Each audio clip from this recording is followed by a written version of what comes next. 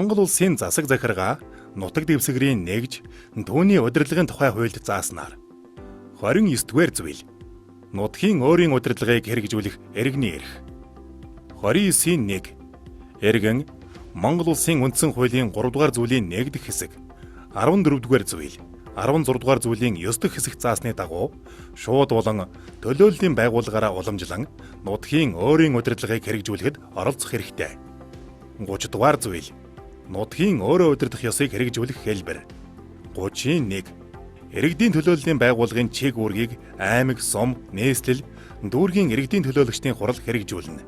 32 нутгийн өөрийн удирдлагад эргэн дараах хэлбэрээр шууд оролцоно. 32-ийн 1 баг хорооны иргэдийн нийтийн хуралд саналын эрхтэй оролцох. 32-ийн 2 тухайн нутаг дэвсгэрт эдийн засаг, нийгмийн тодорхой асуудлыг иргэдийн төлөөлөгчдийн хурал болон иргэдийн нийтийн хуралд хэлэлцүүлж шийдвэрлүүлэхээр санал гаргах. 32-ийн 3 энэ хуулийн 31-р зүйл заасны дагуу иргэд сайн дураараа үзэл бодол, хүсэл зорилгоо илэрхийлэх, нэг удаагийн эсвэл хэм хэмжээ тогтоосон шийдвэр гаргахыг санаачлах. 31-р зүйл нутгийн өөрийн удирдлага дахь иргэний оролцоо. 31-ийн 1 сум, баг, дүүрэг, хорооны тулгамдсан асуудлыг хэлэлцэх, зөвлөмж гаргах зорилгоор сонгуулийн эрх бүхий иргэд сайн дураараа хамтарч үзэл бодол, хүсэл зорилгоо илэрхийлэх эрхтэй.